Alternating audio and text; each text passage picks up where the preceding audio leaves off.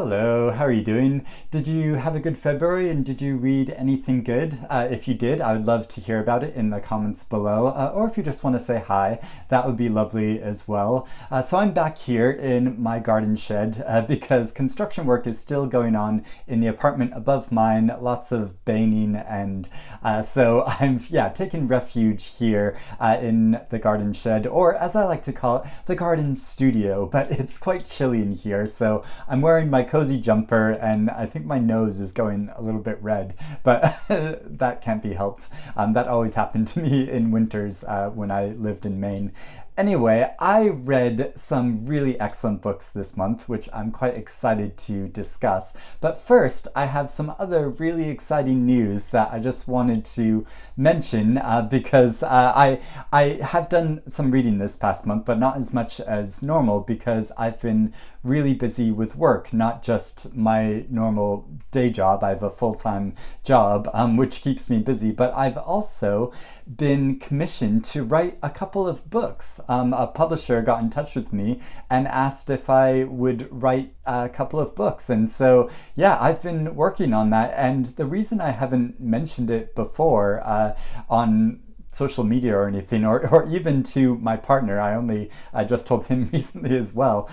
is that it hasn't really felt real to me, like in a weird way. Like, is this actually happening? But yeah, I've been commissioned to do this, and it hasn't been like officially announced yet, so I'm not going to go into like a huge amount of detail, but I will say these are books about books, surprisingly, and they will be published later this year, so I'm sure I'm going to be talking about them more, and they'll be an official announcement in a while. But yeah, it's a really exciting thing, and it's starting to feel properly real because over the past several weeks I've completed the first manuscript of the first book and handed it in, and the editor is very happy with it. And my first payment for it has been cleared in my bank account. So it's like, yeah, this is actually happening and really exciting. And I've been working hard on that, and that's been keeping me really busy. But yeah, so I'll talk about that more in the future, I'm sure. But for now, I'm going to talk about what I read over the month of February. And like I said, some really excellent things, including Love, Marriage by Monica Ali, which is a wonderful like modern romance story between a couple called Yasmin and Joe, living in modern day London, and so I think it's set in 2016, and following them over the course of their engagement as they meet each other's parents and try to negotiate the tricky corners of romance and negotiating how they want to be a couple together, and following Yasmin's life in general because she's a junior doctor and she has a brother who is slightly wayward, and her best friend, and navigating all these things and her relationship with her parents, which is changing over the time. Really, it's as much about the relationship as it is about her, discovering about the person she wants to become. And I've had a bit of a bugbear recently discussing this book because I read a review, and I think it was The Guardian, which was like a bit snippy and like saying that Monica Ali like self-consciously brings a number of topical issues into the story, but I think she integrates all that in a really artful and just natural way, because there's lots of issues to do with Islamophobia and racism and sexism, which come up over the course of the novel, but are just handled really naturally in how Yasmin encounters it in her life, both in her profession, amongst her colleagues, and amongst some patients and the patients' families that she's treating, but also Joe's mother, who's this sort of like radical, like lefty type person, but treats her family in a way which is, you know, slightly tokenistic and yeah, and trying to like sort of absorb her like cultural background as her own, as well as like some of her friends, but then also her mother gets involved with Yasmin's future mother-in-law and her friends, and discovers lots of things about herself as well. And I think that relationship and like negotiating her changing relationship with her mother and her father is like handled really well. And yeah, and how, and not sort of, and looking at all these different issues from different angles, and how really they, when they become issues, you know, they then become something that somebody needs to be on a different side on, you know. And she shows all these different sides of it refracted through these different points of view of people she encounters, but really she is just living her life, and this is what she is experiencing. And so it shows that really naturally, and I just love how this book does that, as well as talking about all of the complications of modern romance, and yeah, figuring out how to be together as a couple, or even if you want to be together as a couple, and how, you know, you need to be secure in yourself as an individual before you can become properly part of a couple. And yeah, I just think that was all handled really well. And yeah, I really enjoy Monica Lee's writing. This is the only novel I've read of hers other than Brick Lane, which I also really enjoyed. So yeah, it's reminding me I should go back and read some of her other books that she's published in between then. I also read an absolutely excellent Argentinian novel, which is also yellow, and yellow seems to be a theme of the books I'm talking about so far, and that is Elena Nose by Claudia Pineiro, translated by Francis Riddle. And this is the story of a woman named Elena, who is later in her life, not like really, I think she's in her 60s, but she is living with Parkinson's disease in like the later stages of it, and she needs to take medication on a very disciplined schedule in order just to be able to walk and move, and to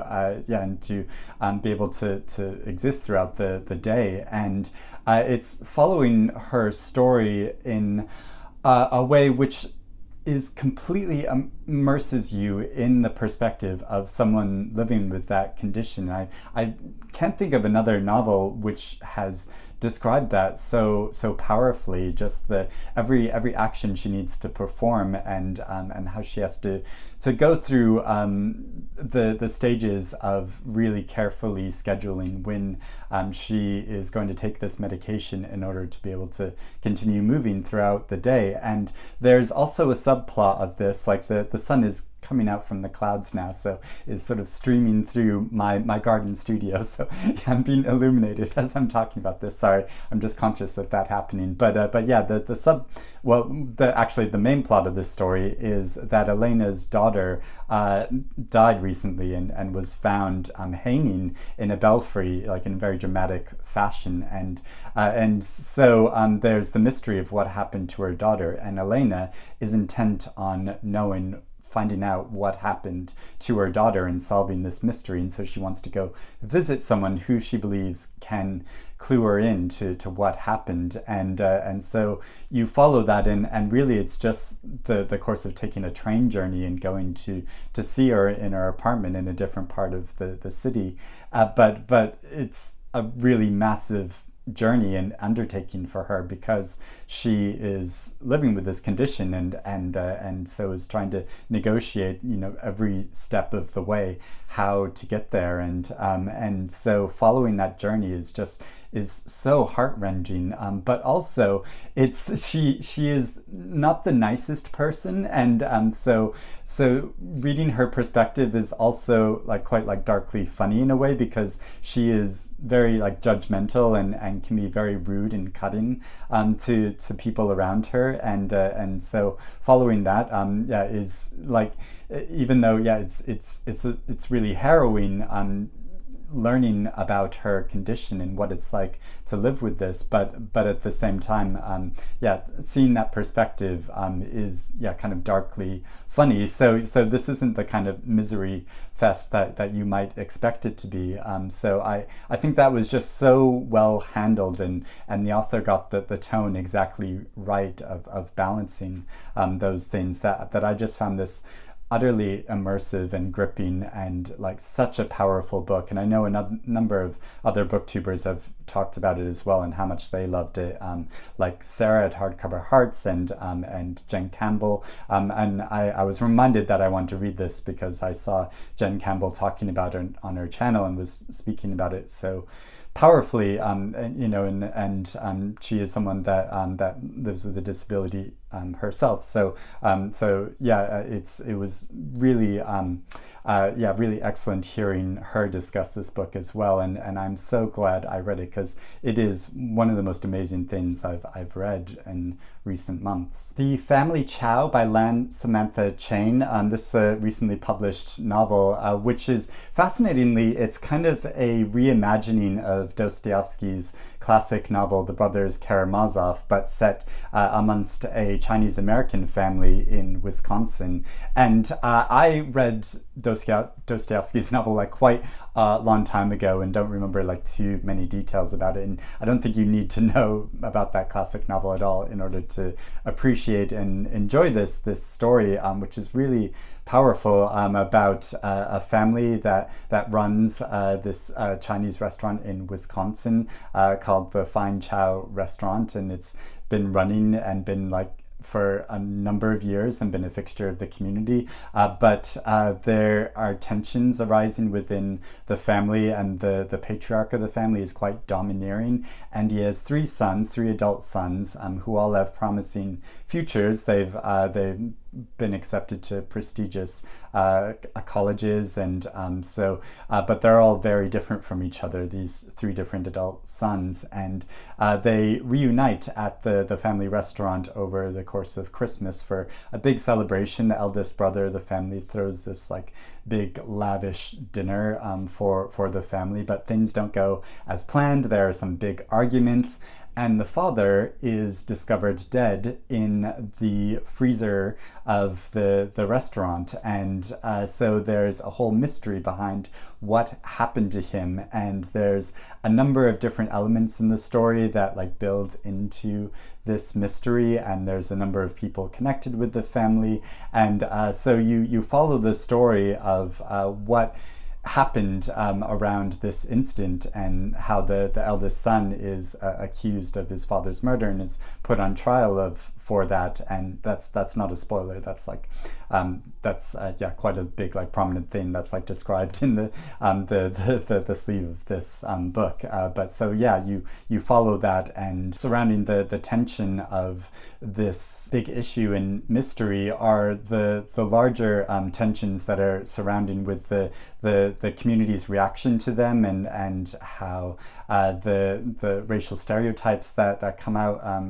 around the family and around the trial, and how the different sons have differently experienced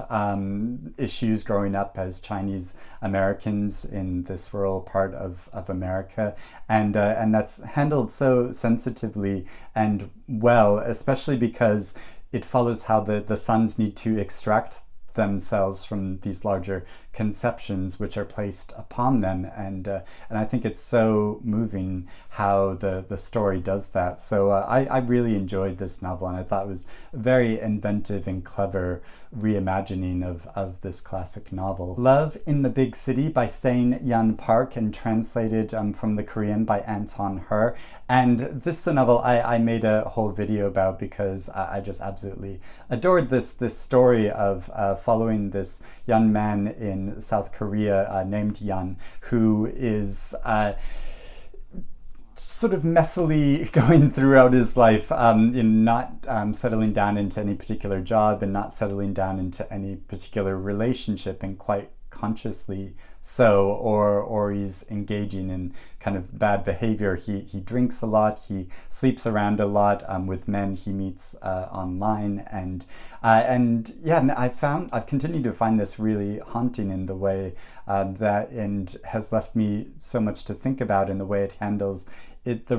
relationships between the characters. And in the different sections of the book, you get a different relationship he has with whether it's with his best female friend, who at the very beginning of the book, she has sort of settled down and got married, even though she was just as wild as he was for quite a long time. And then in another section dealing with his relationship with his mother, in one section dealing with his relationship with a man who has a lot of internalized homophobia and a lot of strong ideologies which isn't shared by Yan, and which become this big cause of conflict, and another man that he has a relationship with, which is really loving and supportive, but how this relationship breaks down, and yeah, and so showing these different relationships and how his sexuality has impacted his life and his ability to establish himself, to find happiness, and yeah, and the difficulty of negotiating that and I think it really speaks universally for like any young person living in the world today, but there's lots of specific references to do with South Korea as well, which I found absolutely fascinating to read about, and as a glimpse into this society, which is like very different from my own. And so it's one that I felt like, and there's lots of references that I didn't completely understand, which isn't the author or the translator's fault. I know that's on me to sort of research and learn about with politics or with cultural references that I hadn't been exposed to before. And so just found this absolutely fascinating, but also a character that I could really connect to, even though I found some things about him really frustrating, but ultimately like quite endearing, because he felt very real to me. I also read the classic novel The Moonstone by Wilkie Collins, which was published in the mid to late 1800s, and this is considered one of the first modern detective stories, because it follows the story of how at a birthday party at a country house, a young woman is given this precious diamond, which has this complicated history, as it came out of, it was like taken by an English soldier from India, and is bequeathed to this girl on her 18th birthday, but on the night of that party, the precious diamond disappears, and then there's the quest of finding out what happened to this diamond. And you follow that through the perspectives of a number of different characters who give their account in this epistolary style of writing letters, discussing their perspective on this crime. And there's a number of clues spread throughout the novel. There's a number of different red herrings and subplots to this story, and you follow the conclusion through a number of surprising twists, discovering what happened to this diamond, but also larger issues that were going on in this family and in this community. And yeah, it's a really engaging and fun and funny story, because a number of the different perspectives are really engaging. And like the first is this sort of old this old man that works on the property of that this party is held at, and he's worked for the family for a number of years, and he's very loyal to them. And he also loves the novel Robinson Crusoe, and he frequently refers back to Robinson Crusoe and is comparing the experiences and the mystery of this case to the knowledge that he's gained from Robinson Crusoe. And I just found that so endearing and wonderful, like his whole tone of voice and the connection he forms with the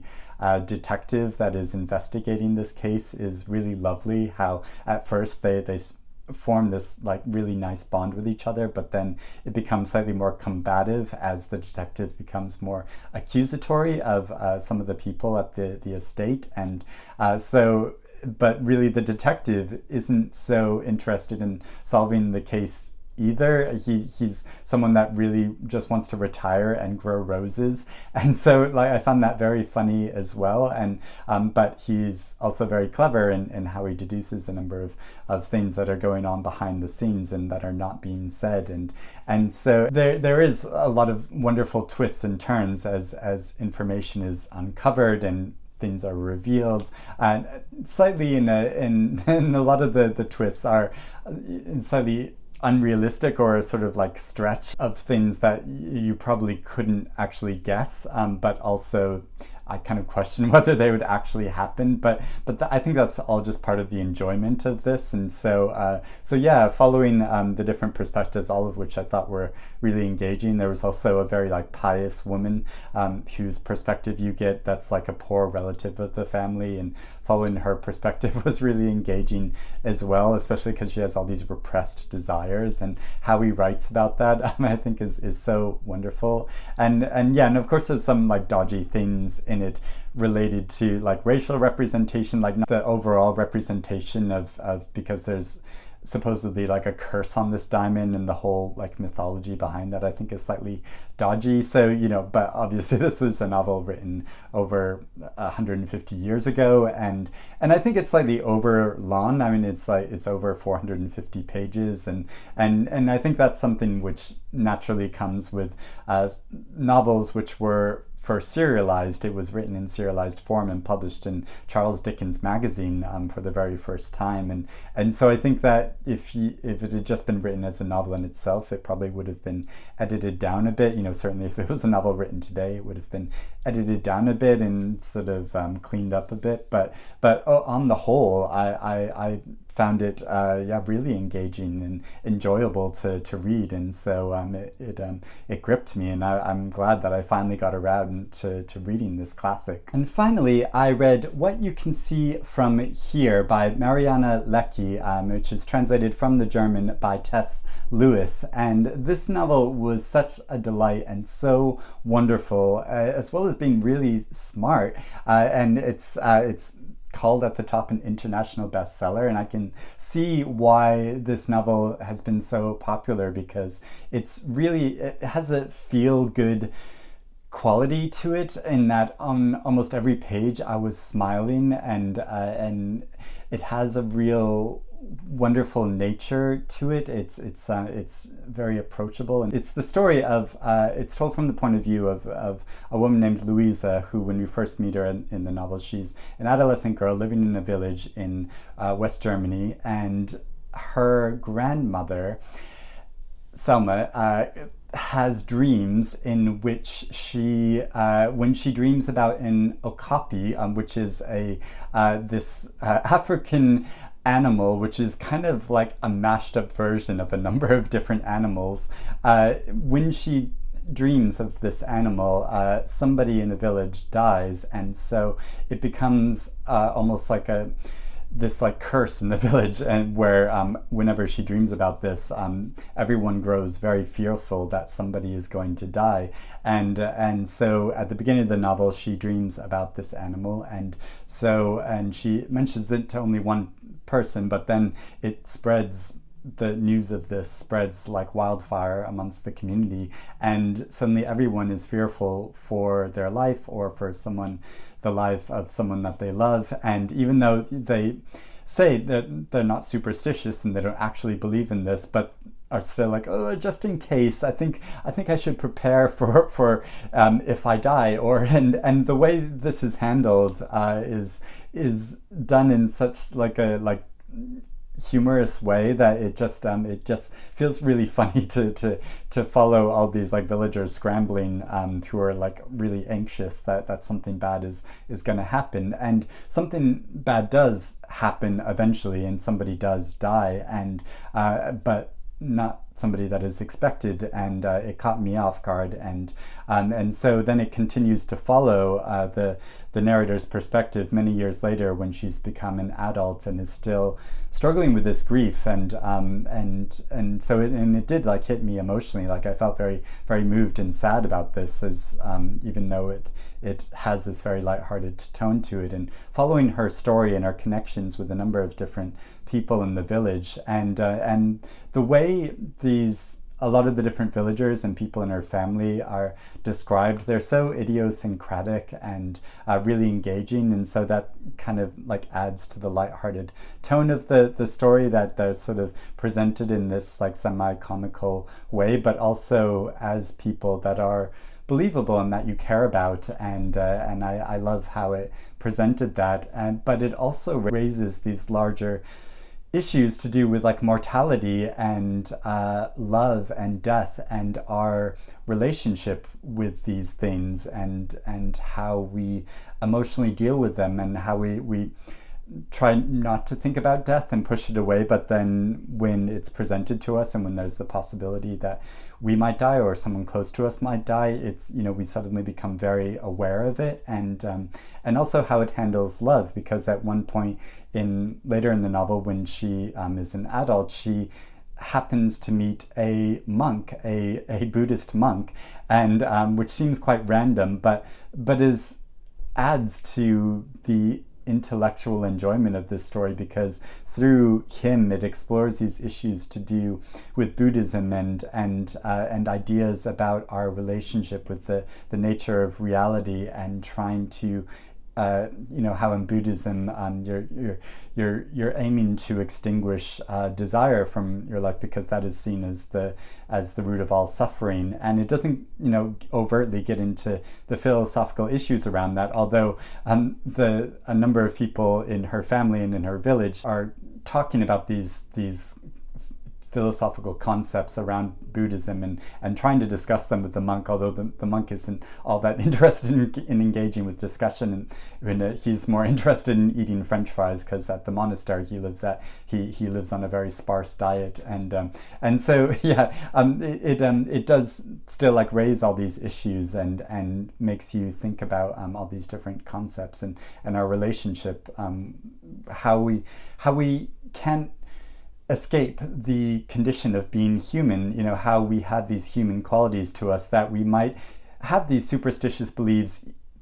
even though we have a rational frame of mind. We still continue to believe these things, or we get lost in the passion of love because we can't help it. Our emotions kind of overwhelm us, and so even though we try to be these rational human beings, we can't escape these things, because it's part of human nature, and I love how this novel presents that. It's I think it's so clever how that does that, but it does this, but also in a way which is so engaging and enjoyable to read, and so yeah, I'm completely on board with this novel, and I think it's so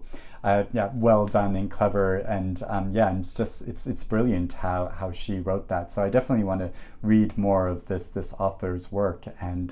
this was absolutely excellent read. So those are all the books I read in February. I'd love to know if you've also read any of these, if you have any thoughts about them, or if you're interested in reading them now that I've talked about them. But yeah, like I said, if you've read anything else in the past month that you think is really excellent, I would love to hear about that as well, because I always love getting more recommendations. But yeah, I hope you're doing well. I'm gonna go inside and have a cup of tea and warm up a bit now. Hopefully construction will finish soon and I'll be able to go back inside and have a slightly more peaceful time in my home. But yeah, hope you're doing well and reading good things, and I will speak to you again soon. Bye-bye.